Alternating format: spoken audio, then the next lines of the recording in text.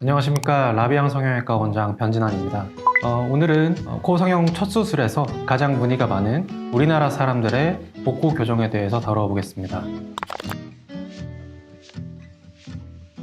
우선 복코라는 것은 코가 크면은 복이 들어온다라는 속설로 인해서 생기게 된 명칭이며, 다른 말로는 주먹코, 그리고 좀 더 정확한 표현으로는 코끝이 크고 뭉툭한 코를 정의할 수가 있겠습니다. 적당한 복코는 좀 귀엽고 동안스러운 이미지를 주는 데 도움이 줄 수 있겠지만, 대부분의 복코에서는 답답해 보이고 좀 세련되지 못한 이미지를 심어주는 것이 사실입니다.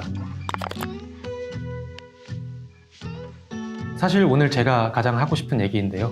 우리가 이제 교과서적으로 분류하는 그러한 복코의 원인과 실제 진료실에서 만나게 되는, 특히 우리나라 사람들의 복코의 원인은 다소 괴리가 있습니다. 교과서적으로 복코의 원인은 크게 코끝에 이제 날개 연골이라고 불리는 연골이 넓고 크게 발달해서 생기는 경우와, 그리고 연부 조직이 두툼하게 발달해서 코끝이 두꺼워 보이는 두 가지 경우로 나뉘게 됩니다. 하지만 이는 대부분 이제 서양인들 기준으로 만들어진 정의이고, 실제로 우리나라 사람들의 코에 대입을 하기에는 원론적인 얘기라고 할 수가 있겠습니다. 그래서 실제 이제 내원해 주시는 동양인들, 그 중에서도 특히 국내 환자들의 경우에는 간혹 가다가는 이 연골 자체가 발달된 경우도 있지만, 대부분은 연조직이 좀 크고 발달된 경우가 많습니다. 그래서 제가 생각하는 우리나라 사람들의 복코의 분류는 크게 피부가 말랑하고 잘 늘어나는데 안쪽에 있는 피하 지방 조직이 발달된 경우와, 그리고 피하 지방 조직보다는 이제 피부 자체가 두껍고 딱딱한 그러한 경우로 나누어 볼 수 있겠습니다. 우선 첫 번째로, 피부는 말랑하고 이제 잘 늘어나는데 안쪽에 피하 지방이 발달된 경우에는 비교적 교정이 좀 쉬운 편입니다. 코끝의 지방 조직만 효과적으로 잘 제거해주고, 그리고 코끝의 지지대를 세워서 오똑하게만 높여주면은 비교적 전후 결과가 굉장히 드라마틱하게 좋게 나오는 경우이고, 그래서 이제 복코 교정의 전후 사진으로도 많이 쓰이는 케이스입니다. 하지만 애석하게도 이제 두 번째, 코끝의 피부가 두껍고 단단하고 피지 분비가 많은, 소위 말하는 여드름성 피부를 가진 경우가 우리나라 사람들의 복코에서 굉장히 많은 비중을 차지하고 있는데요. 이러한 경우에는 굉장히 좀 교정이 까다롭습니다. 전후도 좀 드라마틱하지 않는 경우가 많은데요. 저 같은 경우에는 이런 경우에는 안쪽에 이제 피하 지방 조직과 스마스 조직을 제거하고, 피부는 최대한 보존을 하면서 늑연골 지지대로 이제 튼튼하게 세워서 이 지지대가 피부를 밀어내는 장력을 이용해서 코끝을 팽팽하게 모양을 내주려고 노력을 하는 편입니다. 앞서 설명드린 것과 같이 우리나라 사람들의 복코에 있어서는 대부분 이제 연골 발달이 미치는 영향이 미미한 경우가 많기 때문에 날개 연골을 잘라낸다든지 그런 불필요한 조작을 하게 되면은 코끝이 찝혀 보인다든지, 아니면 이제 콧구멍의 모양이 변형이 온다든지 그런 확률이 있을 수 있으므로 굉장히 주의해야 합니다. 그리고 이제 연부 조직을 다룰 때에도 스마스층이나 피하지방층을 제거하고 나서 좀 과한 욕심으로 코의 이제 외측 부분의 연부 조직까지 좀 얇게 해주기 위해서 제거를 하는 경우에는 마찬가지로 자칫 코가 찝혀 보일 수 있기 때문에 주의를 요합니다.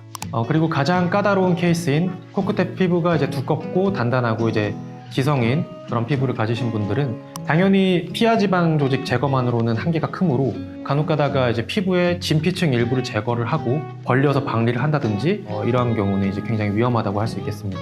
이렇게 수술을 하게 되면 이제 신생 혈관의 유입이 제한이 돼서 코끝의 색깔이 변화를 했던 게 돌아오지 않는다든지, 더 심한 경우에는 괴사가 되거나 피부가 천공되는 위험까지도 발생할 수가 있습니다. 그래서 이제 이런 경우에는 아까 설명드렸다시피 욕심내지 않는 선에서 안전하게 높이를 세워서 한계점이 있다는 것을 분명히 인지를 하고 수술을 하는 것이 좋습니다. 그렇게 되면 이제 두껍고 단단한 피부 같은 경우에는 기대치를 낮춰라, 뭐 한계가 있다, 이게 결론이냐라고 하실 수 있는데 맞습니다.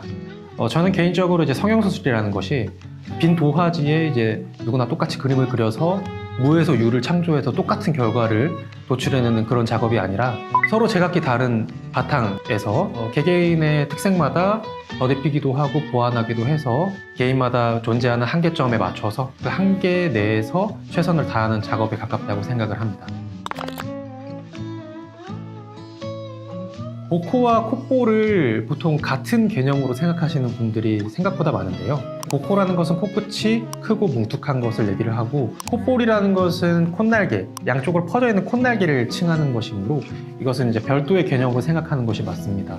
이제 코끝이 이제 복코가 있으면서 콧날개도 퍼져 있는 경우에는 콧볼 축소를 같이 하는 경우가 도움이 되겠지만, 하지만 많은 경우에서 복코를 교정하기 위해서 지지대로 코끝을 세우면은 콧날개는 자연스럽게 모여드는 경우들도 많으므로 이러한 경우에는 콧볼 축소가 별도로 필요 없는 경우도 많습니다. 이에 대한 대답은 당연하게도 그럴 수도 있고 아닌 경우도 있다입니다. 이전 수술에서 물론 지방 조직을 제거를 덜 했고, 그리고 피부가 비교적 말랑말랑해서 코끝이 늘어날 여지가 있다면은 코끝의 높이를 좀 더 세워주어서 개선이 가능합니다. 하지만 실제로 이제 재수술 케이스로 만나는 분들은 대부분은 안쪽에 흉터 조직이 두껍게 자리를 잡고 있고 피부도 좀 단단한 경우가 많습니다. 이러한 경우에 만약에 흉 조직을 과하게 제거해서 무작정 피부를 얇게 하려고 하다가는 코끝의 폐임이라든지 혈액순환 장애, 나아가서는 괴사까지도 이를 수 있습니다. 그래서 흉터 조직은 최소한으로 조심스럽게 제거를 하고, 그리고 지지대로 피부를 밀어내서 그 텐션으로 모양을 만들어 주되 피부에 너무 무리가 가지 않는 선에서 목표를 잡아주는 것이 좋습니다.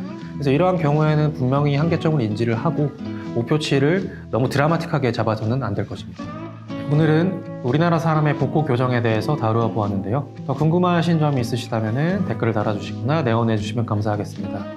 이상 라비앙 성형외과 원장 변진환이었습니다. 감사합니다.